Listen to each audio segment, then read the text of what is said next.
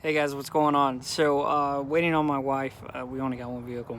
But since my last video, man, things have really picked up. And I, I'm still with the company, of course, that I'm with out here in Augusta, Georgia, hauling fuel. But as far as making recording while I'm driving, stuff like that, it's kind of hard the way the cab is set up, and my phone holder is junk. The one I had when I Warner and everything, well, it's falling apart, and I got to get a new one. However, with Christmas coming up, it's kind of hard to find a nice mount, and because all that money is allocated for not only bills but for Christmas. Last year fucking sucked.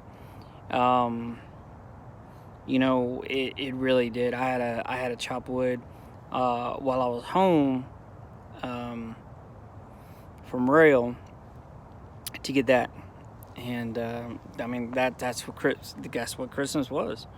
Um, and of course we had to sell a couple of things, but it just goes to show that if you really want it and dedicate it, you can turn things around and you can really get after it. And it all depends on your work ethic. you know uh, the trucking industry, it's going to weed out the weak when it comes to work ethic. If you have a very poor work ethic, this is not the industry for you to be in. There is no ifs, ands, or buts about it. That's just how it is. If you just lollygag and just don't no, this is not, especially in this industry, um, where there's a lot of dangerous things can go wrong, and if you're not paying attention, it can be very, very catastrophic. Um, so those who've been in the industry, who are here, or pass by, they know. These guys have known. But so for those who are asking what it's about, look, I'm gonna tell you this: I don't have to worry about showers. I don't have to worry about parking. I don't have to worry about appointment times. I'm home every night, and the money I make, wow.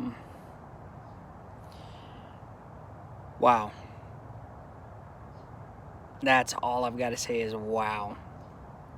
Uh, I'm very blessed, and I'm very fortunate to be in this situation that I'm in. Um, things have just, I might have been lucky, and the luck, unfortunately, plays a part in this industry. It really does. At the right place at the right time, doing the right things, and that's it. Like, if you go back from day one, I wasn't doing anything last year. I just got my license in October, and I was doing flatbed for rail, and I wasn't getting paid shit. Seriously, that's what it was. The training was good at rail, but I wasn't getting paid what I was promised. And you fast forward to January, I started with G&D, hauling, doing containers, and I did that for 6 months. And then I went to a small company, mom and pop, because G&D had lost their account with John Deere out of Augusta, so we weren't going to the ports. And I wanted to stay in the ports because that's where the money was at. Boy, was I wrong. I was promised and I didn't get shit. So I went with Warner, and everybody knows this stuff was going on with ANS. Like, my truck was breaking down, and it was a pain in the ass, and I couldn't get anything going. I couldn't get any momentum. I couldn't get anything. I couldn't, and so I went with Warner, and that's when it started picking up. Not only the stability of everything, it started picking up, and then that's when I really started seeing the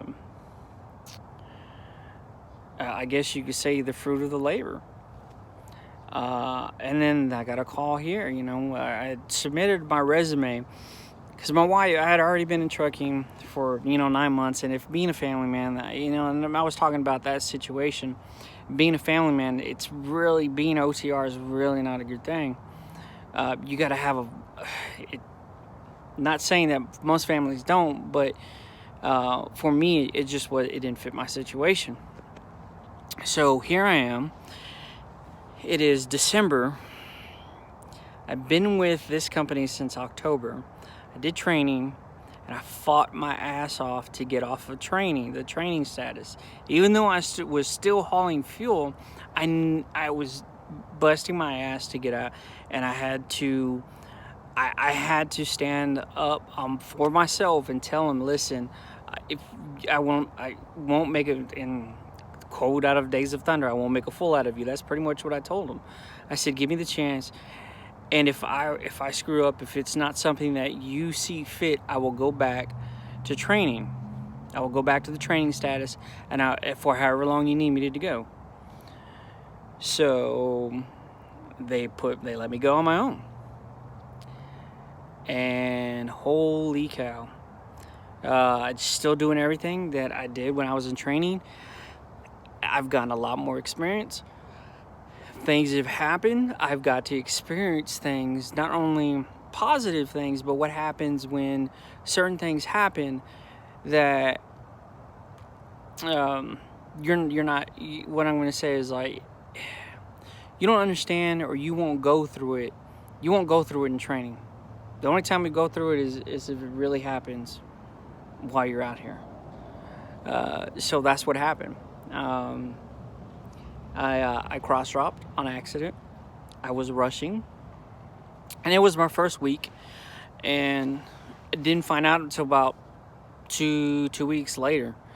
And I was like, they're like, what happened? And I said, to be honest with you, I was rushing. And I told them I was rushing, and it was because I wanted to prove myself, and I wanted to prove that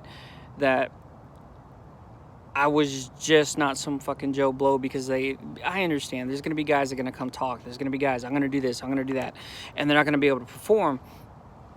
But I wanted to show them, and I wanted to show and that my words actually mean something. And if I say I'm going to do it, I'm going to do it. And hiring me wasn't a mistake. So that happened. I've had a valve shut on me while I was fueling. So what ends up happening when that happens, there's a tube, right? And so from your hose gets on a tube, gets hooked up to the stump, and then from the stump it goes down to the tube. Well, what ends up happening is, if there's air not being released, there's a flap in that tube, and it'll shut, and no more fuel can be pumped in there. So it's like a safety mechanism. So I'm sitting there, and I'm like, oh man. I'm like, oh, what the hell's going on? So, so I had to figure out, okay, how can I get the fuel back in there? How can I start getting this back in there?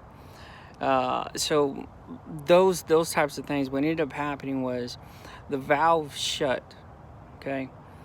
The Veeder-Root, which reads the levels, was inaccurate. Now, one of the things that they teach you, one of the things that you got to measure with you have a big stick, and you put it down the tube and you measure. And they're like, did you yes, I measured.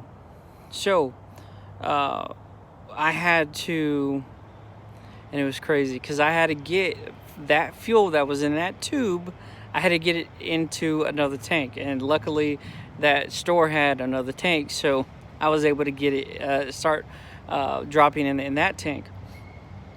So it's just one of those things, what do you do in certain situations?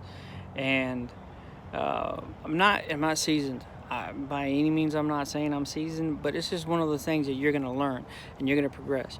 My trailer has 5 compartments, and you get to know how much can hold what and what amount.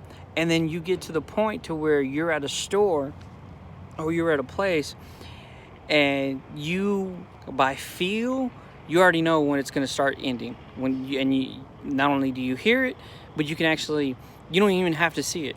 You're just like, all right, it's going to start ending soon. So you start putting your gloves back on, and you're looking at the side glass, and sure enough, you start seeing, or you hear the whoosh, and then you start seeing the bubbles come out of the side glass, and it's pretty cool. But I enjoy what I do, man. It's and I'm so sorry I haven't gotten back on.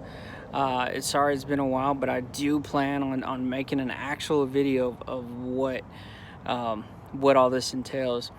So if you guys have any questions whatsoever about hauling fuel or just anything, you just want to stop by and say, hey, what's up?